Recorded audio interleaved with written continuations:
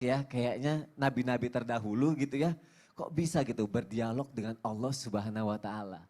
Masya Allah. Sekarang aku mau nanya sama Ustadz Maulana. Iya, iya, Bisa iya. berdialog sama Allah itu kayaknya kenikmatan gitu ya. Iya. Caranya gimana? Hubungannya apa dengan tema kita pagi hari ini? Katanya ada ayat-ayat yang seolah-olah kita berdialog dengan Allah. Dan juga memberikan petunjuk dan hidayah. Masya Allah. Apa itu Ustadz Maulana? Mohon Mau penjelasannya. tahu? Mau tahu Oke, banget. oke. Silakan Izin, Ustadz. Masya Allah izin, Ustaz Air, Ustaz Sam. Bismillahirrahmanirrahim. Assalamualaikum warahmatullahi wabarakatuh. Waalaikumsalam warahmatullahi wabarakatuh. Jamaah. Iye. Oh jamaah. Iye. Alhamdulillah. Alhamdulillahirrabbilalamin. Allahumma salli ala sayyidina Muhammad wa ala sayyidina Muhammad. Satu bentuk pujian dan rasa syukur kita 22 Jumadil Akhir 1443 Hijriah.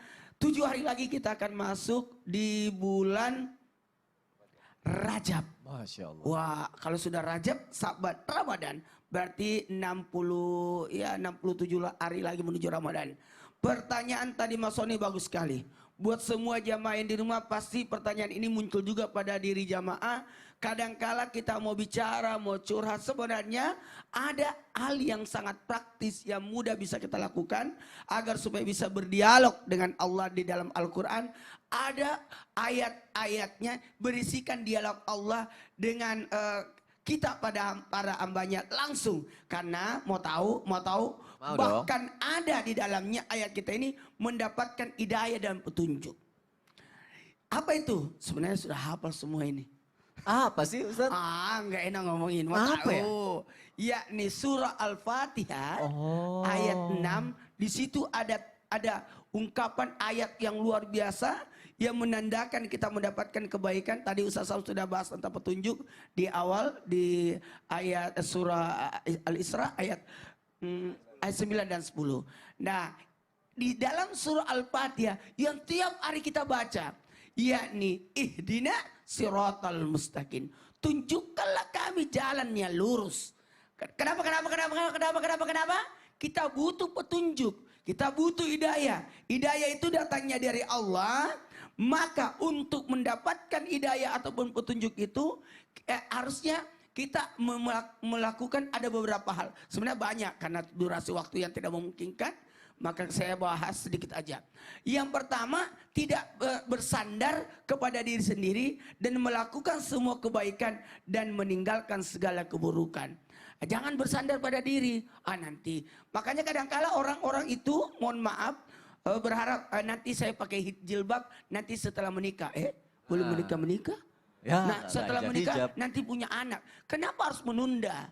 Atau nanti saya ke tanah suci kalau ginilah umur sekian. Jangan. Kalau memang ada kesempatan ayo laksanakan. Apalagi mohon maaf selalu mengikuti dan berpegang teguh dengan agama secara lahir dan batin. Artinya apa? Dalam hal ini hidup kita kan diatur oleh agama. Agama. Artinya tidak. Gama artinya kacau. Jadi agama itu tidak membuat kita kacau. Jadi kalau ada yang kacau berarti pertanyaannya masih beragama enggak? Tidak beragama. Apalagi membaca Al-Quran dan merenungi isi kandungannya. Dan disinilah kita bisa lihat ketika kita mau berdialog dengan Allah, saya rasa kita selalu berdialog.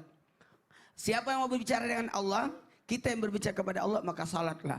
Dan siapa yang mau Allah yang berdialog dengan kita, maka bacalah Al-Quran. Maka pada posisi kita lagi salat, lagi baca surah Al-Fatihah, sebenarnya itu dialog. Lagi dialog, oke. Makanya kalau imam salat jangan terlalu cepat-cepat. Karena ada dialog di situ. Makanya saya kalau salat itu ya agak pelan-pelan. Pada saat baca Al-Fatihah maksudnya. Setelah suratnya? Sama. Jadi itu Bismillahirrahmanirrahim. Hambaku lagi. Berarti itu saat kita menyebut nama aku. Alhamdulillahirrabbilalamin. Hambaku lagi memujiku. Rahmanirrahim. Hambaku lagi menambah puja. Dan gitu seterusnya. Jadi sebenarnya berdialog. Makanya sayang kalau saat itu kita terburu-buru ya Ustadz Maulana ya. Jangan ya. Karena itu saatnya kita berdialog pada Allah. Makanya pentingnya usud dan tumak nina itu. Oh, Masya Allah. Iya, memaknai isi kandungan bacaan Quran itu luar biasa. Makanya kalau salat itu harus tenang ya. Wah, harus tenang ya ngomongnya gimana harus tenang ya. Padahal kalau sholat, Masya Allah aku paling senang kalau imamnya Ustadz Maulana. Terima kasih Ustadz Maulana untuk penjelasannya. Membaca surat Al-Fatihah itu sama dengan kita berdialog kepada Allah Subhanahu wa Ta'ala. Masya Allah.